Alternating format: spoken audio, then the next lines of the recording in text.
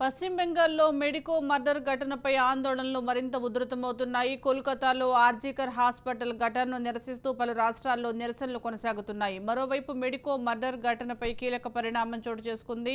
ఆర్జీకర్ హాస్పిటల్లో principal professor Sandeep Ghosh తన పోస్టుకు రిజైన్ చేశారు.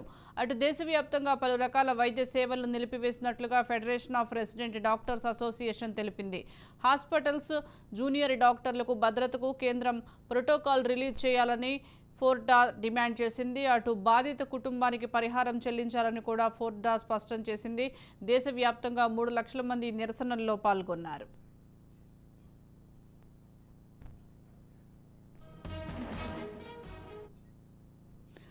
ఆర్జీకర్ ప్రభుత్వ ఆసుపత్రిలో విధుల్లో ఉండగా ట్రైనీ డాక్టర్పై హత్య జరిగింది. దీంతో నిందితుల్ని గుర్తించి కఠిన చర్యలు తీసుకోవాలంటూ డాక్టర్లు, విద్యార్థులు పెద్ద ఎత్తున ఆందోళన చేస్తుండగా ఈ నేపథ్యంలో ప్రధాన నిందితుడు సంజయ్ రాయ్ని పోలీసులు అదుపులోకి తీసుకున్నారు.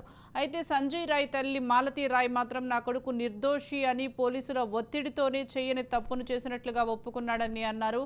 అరెస్టు అనంతరం నిందితుడు సంజయ్ రాయ్ గురించి పోలీసులు నిందితుడి నివాసం ఉంటున్న ప్రాంతాలని, స్థానికులు, బంధువుల్ని ఆరా తీస్తున్నారు. పోలీసుల విచారణలో నిందితుడికి 4 పెళ్లిళ్లు అయ్యాయని, దుష్ప్రవర్తన కారణంగానే 3 భార్యలు అతన్ని విడిచిపెట్టినట్లుగా తెలిపారు. 4వ భార్య గత ఏడాది క్యాన్సర్తో మరణించింది. నిందితుడు తాగిన మత్తులోనే తరచూ అర్ధరాత్రి ఇంటికి తిరిగి వచ్చేవాడని స్థానికులు చెప్పారు.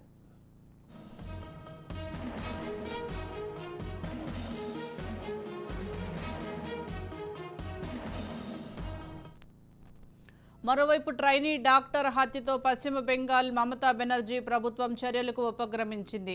ఆర్జీకర్ మెడికల్ కాలేజ్ సూపరింటెండెంట్ని ఆ పదవి నుండి తొలగిస్తూ పశ్చిమ బెంగాల్ ఆరోగ్య శాఖ ఉత్తర్వులు జారీ చేసింది. చాలా కాలంగా ఆసుపత్రికి ఇన్ఛార్జిగా ఉన్న సూపరింటెండెంట్ డాక్టర్ సంజయ్ వశిష్ఠాను కూడా తొలగించారు.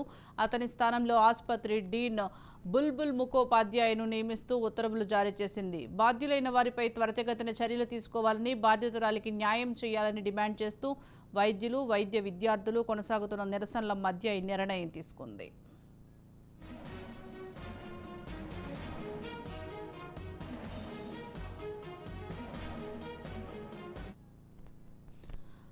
అత్యాచారానికి గురైన ట్రైనీ డాక్టర్ 4 పేజీల ప్రాథమిక పోస్టుమార్టం నివేదిక బయటకు వచ్చింది. ఆమె కళ్ళు, నోటి నుంచి బ్లీడింగ్ అయిందని, ముఖం, గోళ్లపై గాయాలతో పాటు కడుపు, ఎడమకాలు, మెడ, కుడి చేయి, పెదవులు, చేతి వేళ్లపై గాయాలయ్యాయి. ఆమె రహస్య అవయవాల నుంచి బ్లీడింగ్ అయినట్లుగా పోస్టుమార్టం నివేదికలో తేలింది.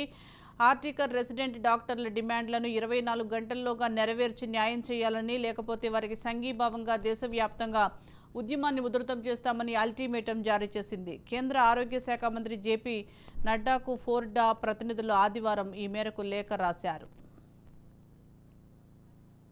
జరిగిన ఘటనపై దేశవ్యాప్తంగా నిరసనలు వ్యక్తమవుతున్నాయి. కోల్కతా ఆర్జీకర్ కాలేజీలో జరిగిన ఘటనను నిరసిస్తూ ప్రభుత్వ జూనియర్ కాలేజీలు దేశవ్యాప్తంగా నిరసన వ్యక్తం చేస్తున్నారు. అయితే ఒక ట్రైనీ డాక్టర్ పైన గుర్తు తెలియని వ్యక్తి అత్యాచారం చేసి హత్య చేసిన నేపథ్యంలో ఈ నిరసనలు వ్యక్తం చేస్తున్నారు. హత్య జరిగిన తర్వాత ఆందోళన జరిగిన వెంటనే నిందితుడిని అదుపులోకి తీసుకున్నప్పటికీ కూడా భద్రత కల్పించాలని కోరుతూ కేంద్రము దానికి సంబంధించిన ప్రోటోకాల్ రిలీజ్ చేయాలని కోరుతూ వాళ్ళు నిరసన వ్యక్తం చేస్తున్నారు.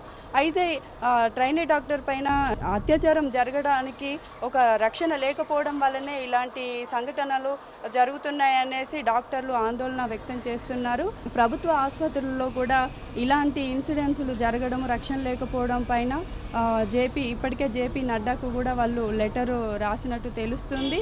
దీనిపైన చర్యలు తీసుకోవడానికి ముందుకు రావాలనేసి వీళ్ళు నిరసన వ్యక్తం చేస్తున్నారు. అయితే నిందితుని అదుపులోకి తీసుకున్నప్పటికీ నిందితుని తల్లి మాత్రము తన కొడుకుది తప్పేమీ లేదని, పోలీసుల ఒత్తిడి వల్లనే తన కొడుకుని అదుపులోకి తీసుకున్నారనేసి నిందితుడి తల్లి వ్యక్తం చేస్తుంది. నిందితుడికి ఇప్పటికే 4 భార్యలు ఉన్నారని, 4 భార్యలు 3 ఈ నిందితుని ప్రవర్తన సరిగా లేకపోవడం వల్లనే వదిలేసి వెళ్ళిపోయారు అనేసి తెలుస్తుంది. 4వ భార్య మాత్రము అనారోగ్యంగా కారణంగా చనిపోయినట్టు తెలుస్తుంది. అయితే నిందితుడు ఎవరు, ఎలా తన పైన అటాక్ చేశాడు అనేది విషయం గురించి ఆరా తీస్తున్నారు. నిందితుడు ఉన్న ఇంటి దగ్గరికి కూడా వెళ్ళి తనకు సంబంధించిన బయోడేటాను పోలీసులు ఆరా తీస్తున్నారు.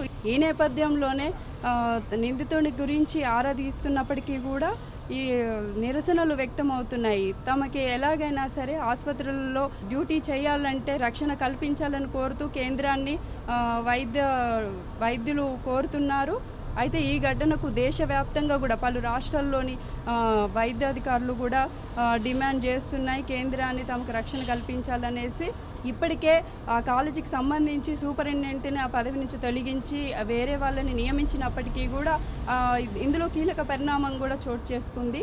ఈ కాలేజీకి సంబంధించిన ప్రిన్సిపల్ కూడా పదవి నుంచి తప్పుకున్నట్టు తెలుస్తుంది. అయితే నిందితుడు ఎవరు, ఎలా వచ్చాడు, తనని ఎలా తన మీద అటాక్ చేయడానికి కారణం ఏంటిది అనేది ఇంకా తెలియాల్సి ఉంది.